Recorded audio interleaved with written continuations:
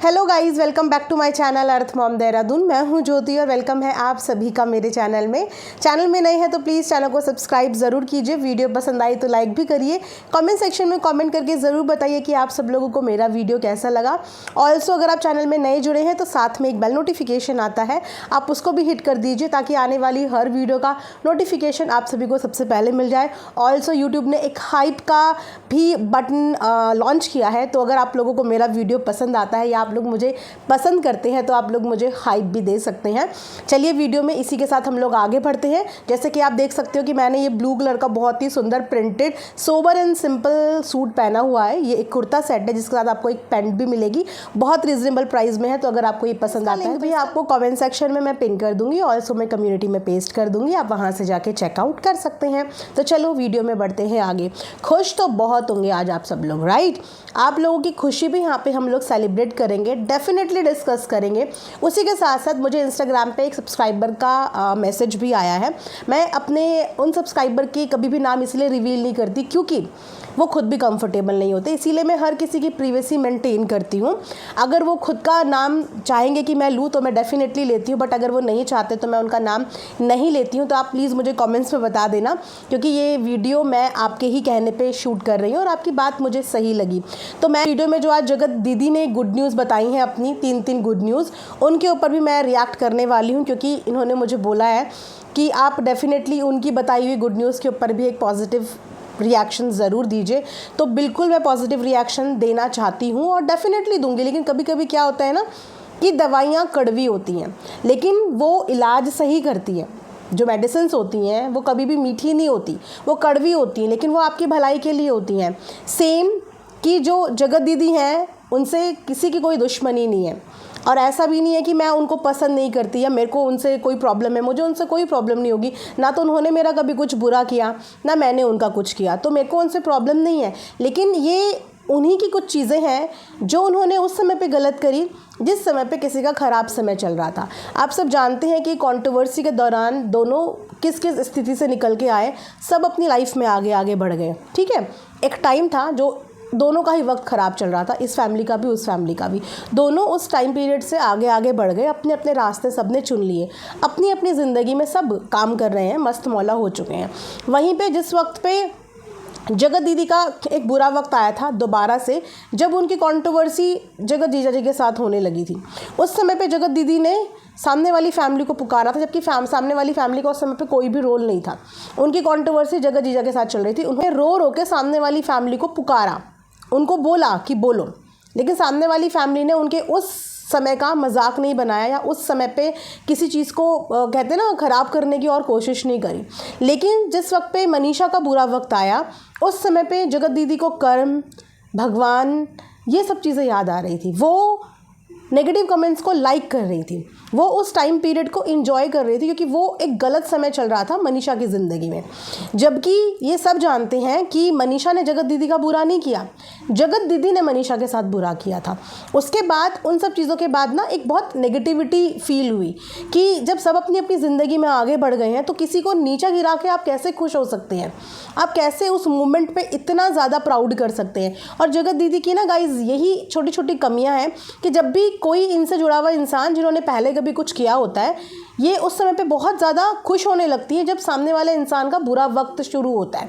देखो, अच्छा वक्त बुरा वक्त हर किसी की ज़िंदगी में लगा रहता है, कोई भी चीज़ यहाँ पे परमानेंट नहीं है कि अगर आपका बुरा वक्त चल रहा है तो हमेशा आपका बुरा वक्त चलेगा। जी नहीं, आज बुरा है तो कल आपकी ज़िंदगी में अच्छा वक्त भी आएगा। तो कभी किसी के बुरे वक्त में खुश मत हो और अपने अच्छे वक्त में कभी भी घमंड मत करो। जैसे ही इनका अच्छा वक्त शुरू होता है ना, इनका घमंड सर पे चढ़ के बोलने लगता है, फिर ये किसी भी इंसान को कुछ नहीं समझती। इनके साथ यही प्रॉब्लम है। और जो मनीषा है उसके साथ ये खासियत है कि वो कभी भी बुरे वक्त को डील करती है, लेकिन वो अच्छे वक्त को अपने सर पे चढ़ने नहीं देती, हावी नहीं होने देती। आज उसका गाना ट्रेंड कर रहा है, इतनी सारा प्यार सपोर्ट ऑडियंस का मिल रहा है, लेकिन उसने कितने नॉर्मल तरीके से अपनी जो फीलिंग्स है वो एक्सप्रेस कर दी। उनमें कोई भी बनावटीपन नहीं था, उसमें कोई भी प्राउड नज़र नहीं आ रहा था, उसमें कुछ भी घमंड नज़र नहीं आ रहा था। वो बहुत नॉर्मल से अपनी हर खुशी को एक्सेप्ट करती है और अपने हर दुख को भी बहुत नॉर्मल तरीके से एक्सेप्ट करती है। और जगत दीदी करती हैं इससे उल्टा। जैसे ही उनकी ज़िंदगी में सब चीज़ें सही होने लगती हैं ना, उनके हाव भाव, उनका टोन, उनका बिहेव बहुत ही ज़्यादा वियर्ड हो जाता है, बहुत ही ज़्यादा वियर्ड। जैसे कि लाइफ में सब कुछ सही होने लगा तो रिएक्शंस वालों को टारगेट करने लग गए। जैसे ही लाइफ में सही होने लगा, देखा कि अच्छा मनीषा की ज़िंदगी में ख़राब हो रहा है तो भगवान सब देख रहा है, भगवान सब कुछ कर रहा है, पत्ता भी उनकी मर्ज़ी से हिलता है, ये सब चीज़ें। तो वो सब चीज़ें उस समय पे ठीक नहीं थी।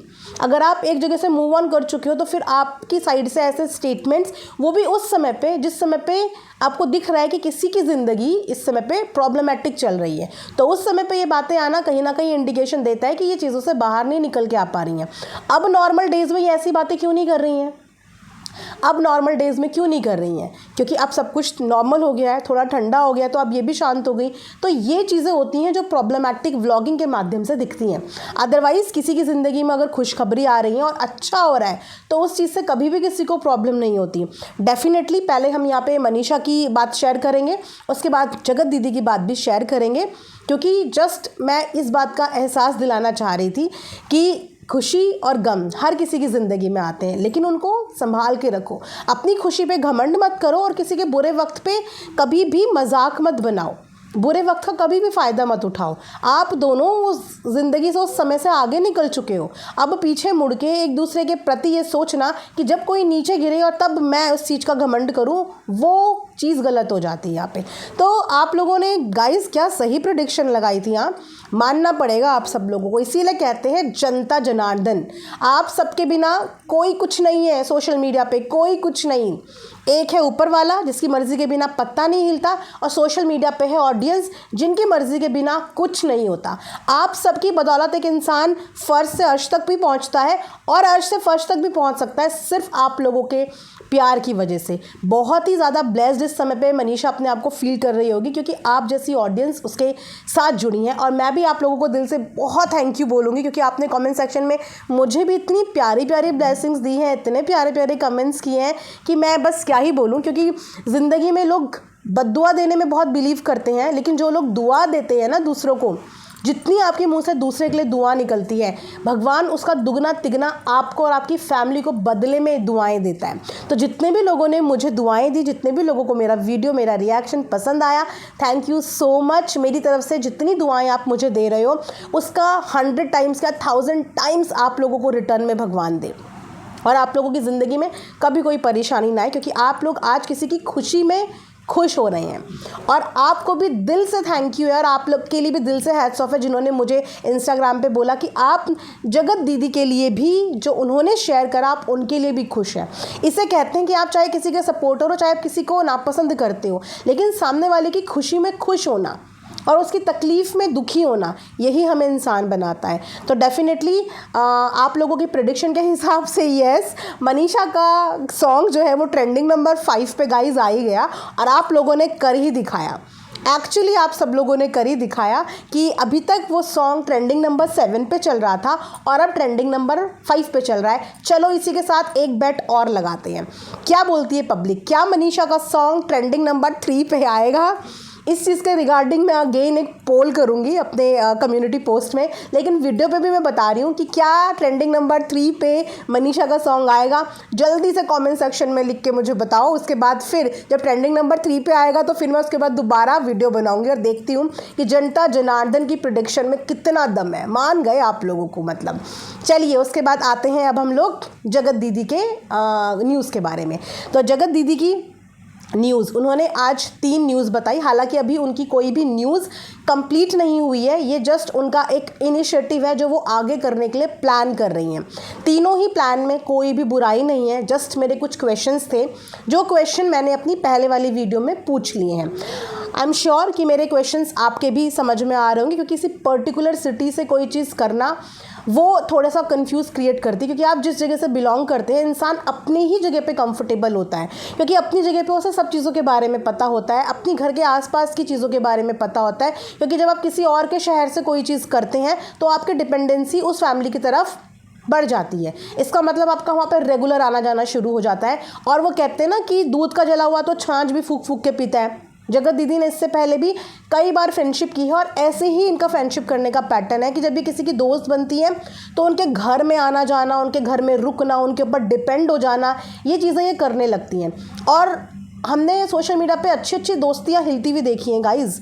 दोस्तियाँ छोड़ो, हमने अच्छे अच्छे रिश्ते हिलते हुए देखे हैं। तो इस समय पे जगत दीदी का किसी के ऊपर डिपेंड हो जाना है ना, वो चीज़ें अब इनकी लाइफ में सही नहीं है। किसी के ऊपर डिपेंड मत रहो, अपनी फैमिली ही है और अपने अपने ही हैं। आप अपनों से कर सकते हो ये सब चीज़ों की एक्सपेक्टेशन और अपनों के ऊपर डिपेंड हो सकते हो, लेकिन किसी और के ऊपर डिपेंड होना वो गलत बात है। यहाँ पे मतलब मेरा ये पॉइंट ऑफ व्यू है। तो जगत दीदी ने यहाँ पे 3 चीज़ें बताई। फर्स्ट चीज़ उन्होंने बताई कि वो MA साइकोलॉजी में करना चाहती हैं। Very good. पढ़ाई की कोई उम्र नहीं होती और पढ़ने से हमेशा ज्ञान मिलता है, इसलिए पढ़ाई करना एक बहुत अच्छी बात है। फॉर अ चेंज भी अच्छा है कि आपको चेंज मिलेगा, आपको अपनी लाइफ में कुछ और करने का मोटिव मिलेगा। और जब इंसान ज्ञान बटोरना शुरू करता है तो वो हर एक इंसान की चीज़ों से रिलेट कर पाता है। अभी शायद जगत दीदी के साथ जो चीज़ें हुई उनको लगता है कि मेरे साथ ही सबसे ज़्यादा बुरा हो गया, लेकिन जब आई एम श्योर कि वो MA करेंगी और साइकोलॉजी में MA करेंगी तो उनको समझ में आएगा कि हर एक इंसान को बुरा लगता है और हर एक इंसान का दुख भी बराबर होता है। हमें ऐसा लगता है कि हम ज़िंदगी में सबसे ज़्यादा दुखी हैं, पर जब हम सामने वाले की स्थिति पे खुद को रख के सोचते हैं ना तो हमें लगता है कि यार हमारा तो दुख इसके सामने बहुत कम है, शायद मेरे से ज़्यादा सफरिंग्स इसकी हैं। और जगत दीदी को इसी बात का रियलाइजेशन अभी तक भी नहीं हो पाया और उनको ऐसा लग रहा है कि उनके साथ जो चीज़ें हुई वो बहुत गलत हुई। लेकिन अगर एक बार वो मनीषा की जगह पे खड़े होकर सोचती कि अगर मनीषा की जगह पे वो होती और उनके पति उनके साथ ऐसा कर रहे होते तो उस समय पे वो मनीषा की फीलिंग्स को समझ पाती। लेकिन इस समय पे उनको अपना दुख सबसे ज़्यादा बड़ा लग रहा है कि उनके साथ जो चीज़ें हो गई, इसीलिए वो अपनी परेशानियों में इतनी ज़्यादा कहते हैं ना इनकी वो दूसरे का दुख फील ही नहीं कर पाई। तो जब वो साइकोलॉजी की स्टडीज़ करेंगी ना तब उनको समझ में आएगा कि हर एक इंसान को दुख होता है और हर एक इंसान का दुख जब तक आप समझोगे ही नहीं ना तब तक आप साइकोलॉजी की पढ़ाई नहीं कर पाओगे। ह्यूमन बिहेवियर, एक एक इंसान की साइकोलॉजी को रीड करने के लिए हमें पहले उसकी जगह पे खुद को रख के सोचना पड़ता है। तो ये इनकी ज़िंदगी का एक टर्निंग पॉइंट हो सकता है अगर ये वाकई में इस चीज़ पे आगे प्रोसीड करती हैं, क्योंकि अभी इन्होंने सिर्फ अपने प्लान्स यहाँ पे डिस्कस करे हैं। उसके बाद इनका प्लान नंबर 2 था जिन्होंने ट्रस्ट में एनरोल कराया। इससे पहले भी इन्होंने एक मैगजीन में एनरोल कराया, उसके बाद इन्होंने उससे रिलेटेड कुछ नहीं बताया। अब इन्होंने एक ट्रस्ट में एनरोल कराया। तो देखो किसी भी वेलफेयर के लिए जब आप एनरोल करते हैं ना तो उसके साथ आपकी रिस्पॉन्सिबिलिटीज़ भी बढ़ती हैं। मतलब एनरोल करना एक फॉर्मेलिटी नहीं होती जब तक आप उस चीज़ में अपना डिवोशन नहीं दे रहे हैं, जब तक आप उस चीज़ में अपना इन्वॉल्वमेंट नहीं दिखा रहे हैं, अपनी साइड से कंट्रीब्यूट नहीं कर रहे हैं, तब तक वो सिर्फ एक फॉर्मेलिटी लगती है कि हाँ मुझे बस इस चीज़ का टैग चाहिए कि हाँ सर्टिफिकेट हो मेरे पास कि मैंने ये चीज़ करी है। तो अगर कोई चीज़ शुरू करो ना तो उस चीज़ में हमेशा अपना कॉन्ट्रीब्यूशन दो। किसी ट्रस्ट के साथ एसोसिएट होना एक बहुत बड़ी जिम्मेदारी भी है और नो डाउट एक बहुत अच्छा काम और कॉज भी है। तो अगर इस कॉज में आप अपने आप को एनरोल कर रहे हो तो मेक श्योर कि सिर्फ दिखाने के लिए नहीं, ग्राउंड लेवल पे इससे जुड़ी हुई चीज़ों के लिए आप हमें काम करते हुए भी दिखो, तो हम डेफिनेटली आपके इस चीज़ को अप्रिशिएट भी करेंगे। उसके बाद इन्होंने 3rd चीज़ बताई, मैं अब अपना बुटीक जो है वो ऑनलाइन शुरू कर रही हूँ और एक ऐप के माध्यम से शुरू कर रही हूँ। अगेन क्योंकि सोशल मीडिया का ज़माना है, डिजिटल वर्ल्ड है और ये लोग भी किसी ना किसी के ब्रांड को प्रमोट करते हैं। जब आप किसी और के ब्रांड पे अपना टाइम दे के प्रमोट कर सकते हो तो आप अपने खुद के काम पे भी वो चीज़ें कर सकते हो, अपने खुद के ब्रांड के लिए भी मार्केटिंग कर सकते हो। और डिजिटल मार्केटिंग का ज़माना है, इसमें क्या होता है कि आपका टाइम बच जाता है और आपकी स्पेस बच जाती है, मतलब आपके एक्सपेंस थोड़े से कम हो जाते हैं। बस एक्सपेंस जो बढ़ते हैं वो आपके बढ़ते हैं कि आपको लॉजिस्टिक में थोड़ा सा एक्टिव रहना पड़ता है, पार्सल्स में थोड़ा सा एक्टिव रहना पड़ता है, तो वो भी बहुत अच्छा है। तो अगर ये इन्होंने जो 3 चीज़ें बताई हैं, इन्होंने अगर फाइनली इन चीज़ों में काम करना शुरू कर दिया तो मुझे लगता है कि इनकी लाइफ जो है ट्रैक पे आ जाएगी। क्योंकि डेफिनेटली देखिए, हर किसी के साथ कोई ना कोई जिम्मेदारी जुड़ी हुई है और इनके साथ अपनी बेटी की भी जिम्मेदारी जुड़ी हुई है। इनको अपने सर पे घर बनाना है, जो कि बिल्कुल होना चाहिए। हर किसी के सर पे छत होना चाहिए और घर मिलना चाहिए। इन्होंने बोला बेटी को गाड़ी का भी सपना है, तो मुझे लगता है कि इन्होंने अपने इतने टाइम पीरियड में कमाया बहुत है, क्योंकि इनको प्यार बहुत मिला है। ऐसा नहीं होगा कि इनके पास पैसों की कोई कमी होगी। ये आज की डेट में भी गाड़ी अफोर्ड कर सकती हैं और इन्होंने प्लॉट लिया हुआ भी है, तो उस प्लॉट पे बस इनको अब घर बनाना है। घर के लिए इन्हें पैसे इकट्ठे करने हैं और पैसे इकट्ठे करने के लिए इनको काम करना है। तो बिल्कुल आप अपना काम करिए, लेकिन ईमानदारी से करिए और हमेशा इस बात का ध्यान रखिए कि कभी भी किसी के दुख में खुश मत हो और किसी की खुशी में कभी भी दुख मत हो।